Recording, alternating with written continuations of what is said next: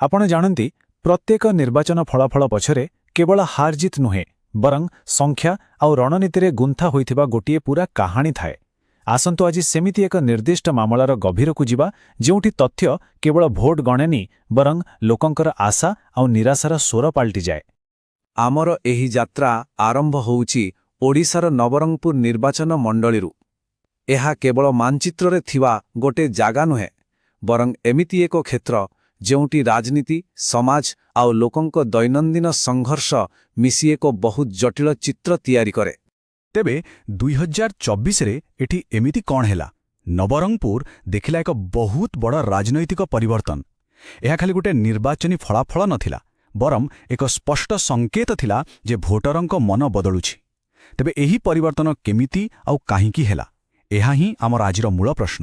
ଦେଖନ୍ତୁ, ଏ ସଂଖ୍ୟାଗୁଡ଼ିକ ନିଜେ ହିଁ କାହାଣୀ କହୁଛନ୍ତି। 2024 ନିର୍ବାଚନରେ ବିଜେପିର ଗୌରୀଶଙ୍କର ମାଝୀ ପାଇଲେ ପାଖାପାଖି 45.35% ଭୋଟ ଆଉ ବିଜେଡିର କୌଶଲ୍ୟା ପ୍ରଧାନୀ ପାଇଲେ 32.83% ଭୋଟ। ଏହା ଏକ ବହୁତ ସ୍ପଷ୍ଟ ବିଜୟ ଥିଲା, ପ୍ରାୟ 25,000ରୁ ଅଧିକ ଭୋଟର ବ୍ୟବଧାନରେ। ଏହା କେବଳ ଏକ ପରାଜୟ ନଥିଲା, ଶାସକ ଦଳ ପାଇଁ ଏକ ଶକ୍ତ ଧକ୍କା ଥିଲା। 12.5%ର ବିଜୟ, ଏହା କିଛି ଛୋଟ କଥା ନୁହେଁ, ବିଶେଷକରି ଏମିତି ଏକ ଆସନରେ ଯାହା ପୂର୍ବରୁ ବିଜେଡିର ଗଡ଼ ଥିଲା। ଭାବିଲେ ଆଶ୍ଚର୍ଯ୍ୟ ଲାଗେ, ମାତ୍ର 5 ବର୍ଷ ଭିତରେ ରାଜନୈତିକ ପାଣିପାଗ ଏମିତି ସମ୍ପୂର୍ଣ୍ଣ ଉଲ୍ଟିଗଲା। ତେବେ ଏତେ ବଡ଼ ପରିବର୍ତ୍ତନ ପଛରେ କାରଣ କ'ଣ ଥିଲା? ଠିକ୍ ଅଛି, କ'ଣ ହେଲା ତ ଆମେ ଜାଣିଲେ। ଏବେ ଚାଲନ୍ତୁ କାହିଁକି ହେଲା ଭିତରକୁ ଯିବା। ଆଉ ଏହି ପ୍ରଶ୍ନର ଉତ୍ତର ପାଇଁ ପ୍ରଥମ ସୂତ୍ର ଲୁଚି ରହିଛି ତଥ୍ୟ ଭିତରେ। କାରଣ ନିର୍ବାଚନୀ ତଥ୍ୟ କେବଳ ହାର ଜିତର ହିସାବ ଦିଏନି, ଏହା ଭୋଟରଙ୍କ ମନର କଥା ମଧ୍ୟ କହିଥାଏ। ଏହି ଟାଇମ୍ଲାଇନ୍କୁ ଟିକେ ଭଲ ଭାବେ ଦେଖନ୍ତୁ। 2009ରୁ 2024 ଏହି 4ଟି ନିର୍ବାଚନରେ ଆପଣ ଏକ ସ୍ପଷ୍ଟ ଧାରା ଦେଖିପାରିବେ। ଗୋଟିଏ ପଟେ ବିଜେଡିର ଭୋଟ 2014ରେ ଶୀର୍ଷରେ ପହଞ୍ଚିବା ପରେ କେମିତି ଧୀରେ ଧୀରେ ତଳକୁ ଖସୁଛି ଆଉ ଅନ୍ୟପଟେ ବିଜେପିର ଭୋଟ କେମିତି ଲଗାତାର ବଢ଼ି ଚାଲିଛି। ଏହା କୌଣସି ହଠାତ୍ ଘଟଣା ନୁହେଁ ବରଂ ଏକ ଦୀର୍ଘମ୍ୟାଦୀ ରଣନୀତିର ଫଳ। ଆଉ ଗୋଟିଏ କଥା, 87% ମତଦାନ। ଯେତେବେଳେ ଏତେ ଅଧିକ ସଂଖ୍ୟାରେ ଲୋକ ଘର ବାହାରି ଭୋଟ ଦେବାକୁ ଆସନ୍ତି ସେତେବେଳେ ଏହା ପ୍ରାୟତଃ ପରିବର୍ତ୍ତନର ଏକ ବଡ଼ ସଂକେତ ଦେଇଥାଏ। ଉଚ୍ଚ ମତଦାନ ହାର ଅନେକ ସମୟରେ ସରକାର ବିରୋଧୀ ଅସନ୍ତୋଷକୁ ଦର୍ଶାଏ ଆଉ ଏହାର ଫାଇଦା ବିକଳ୍ପ ଖୋଜୁଥିବା ଦଳକୁ ମିଳେ। ଏଥି ବି ଠିକ୍ ସେୟା ହିଁ ହେଲା। କିନ୍ତୁ ସବୁଠୁ ବଡ଼ କଥା ହେଉଛି ଏ ସଂଖ୍ୟା ପଛରେ ଥିବା ଲୋକ। ନବରଙ୍ଗପୁର ହେଉଛି ଏକ ଆଦିବାସୀ ବହୁଳ ନିର୍ବାଚନ ମଣ୍ଡଳୀ ଯେଉଁଠି ପ୍ରାୟ 56% ଲୋକ ଅନୁସୂଚିତ ଜନଜାତିର। ଏହି ଜନସାଂଖ୍ୟିକ ବାସ୍ତବତାକୁ ବୁଝିବା ସ୍ଥାନୀୟ ରାଜନୀତିକୁ ବୁଝିବା ପାଇଁ ଅତ୍ୟନ୍ତ ଜରୁରୀ। ସେମାନଙ୍କର ସମସ୍ୟା, ସେମାନଙ୍କର ସ୍ୱାଭିମାନ ହିଁ ଏଠାକାର ରାଜନୀତିର ଦିଗ ନିର୍ଣ୍ଣୟ କରେ।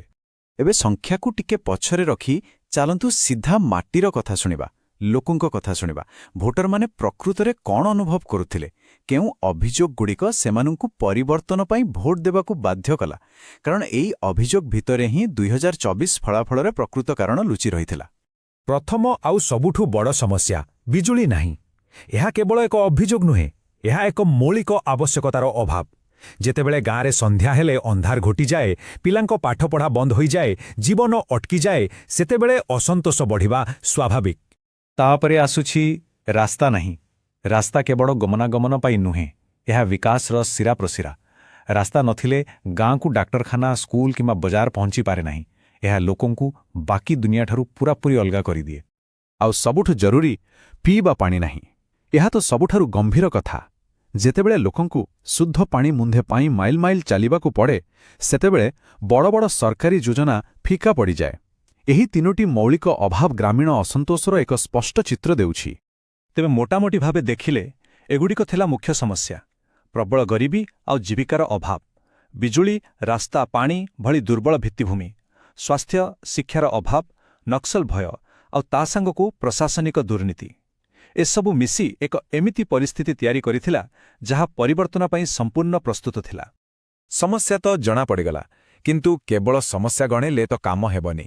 ଏହାର ସମାଧାନ ପାଇଁ ଏକ ରୋଡମ୍ୟାପ୍ ଦରକାର। ଆଉ ସେଇଠୁ ଆସୁଛି ଏହି 90 ଦିନିଆ ବ୍ଲୁପ୍ରିଣ୍ଟର କଥା। ଏହା ବିଶ୍ଳେଷଣକୁ କାର୍ଯ୍ୟରେ ପରିଣତ କରିବାର ଏକ ଯୋଜନା। ଏହି ପ୍ଲାନ୍କୁ 3 ଭାଗରେ ବଣ୍ଟା ଯାଇଥିଲା। ପ୍ରଥମ 30 ଦିନ ଥିଲା ଲୋକଙ୍କ କଥା ଶୁଣିବା ଆଉ ସେମାନଙ୍କ ସହ ଯୋଡ଼ି ହେବା। ତାପର 30 ଦିନ ଥିଲା ଲୋକଙ୍କୁ ଏକାଠି କରି ସମାଧାନର ଏକ ବାଟ ଦେଖାଇବା। ଆଉ ଶେଷ 30 ଦିନ ଥିଲା ପୂରା ଦମରେ ଅଭିଯାନ ଚଳାଇ ଭୋଟରଙ୍କୁ ନିଜ ପକ୍ଷକୁ ଆଣିବା। ପ୍ରତ୍ୟେକ ପର୍ଯ୍ୟାୟର ଲକ୍ଷ୍ୟ ଥିଲା ସ୍ପଷ୍ଟ। ଆଉ ସବୁଠୁ ବଡ଼ ପରିବର୍ତ୍ତନ ଥିଲା ବାର୍ତ୍ତାରେ।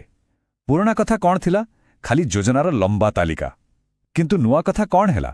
ଗୋଟିଏ ସିଧା, ସରଳ ଆଉ ଭାବପ୍ରବଣ ବାର୍ତ୍ତା, ଯେଉଁଠି କୌଶଲ୍ୟାଙ୍କୁ ଆଦିବାସୀ ଝିଅ ଭାବେ ଉପସ୍ଥାପିତ କରାଗଲା, ଯିଏ ବିଜୁଳି, ସଡ଼କ, ପାଣି ପାଇଁ ଲଢ଼ୁଛନ୍ତି।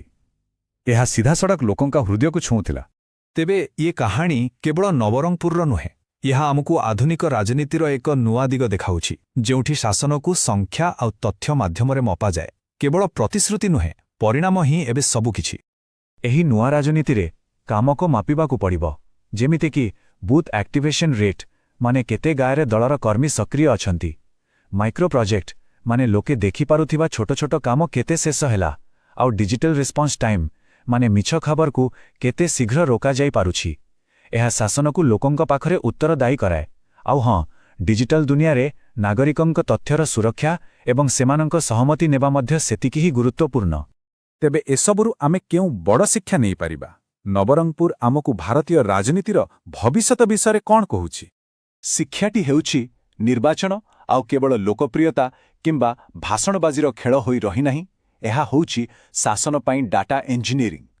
ଯେତେବେଳେ ତଥ୍ୟକୁ ଲୋକଙ୍କର ସମସ୍ୟା ବୁଝିବା ଏବଂ ତାର ସମାଧାନ ପାଇଁ ବ୍ୟବହାର କରାଯାଏ, ସେତେବେଳେ ହିଁ ପ୍ରକୃତ ଗଣତନ୍ତ୍ର କାମ କରେ। ତଥ୍ୟକୁ ଶାସନର ମାର୍ଗଦର୍ଶିକା କରିବା ହିଁ ଭବିଷ୍ୟତର ରାଜନୀତି। ଯଦି ଆପଣ ଜଣେ ଲୋକାଭିମୁଖୀ ନେତା ହେବାକୁ ଓ ନିଜ ନିର୍ବାଚନ ମଣ୍ଡଳୀର ଉନ୍ନତି କରିବାକୁ ଚାହାନ୍ତି, ତେବେ blueprintstrategies.ai ସହିତ mgr@blueprintstrategies.ai ରେ ଯୋଗାଯୋଗ କରନ୍ତୁ କିମ୍ବା 080-420-41602 ରେ କଲ୍ କରନ୍ତୁ। ରାଜନୀତିରୁ ଊର୍ଦ୍ଧ୍ୱରେ ଉଦ୍ଦେଶ୍ୟ।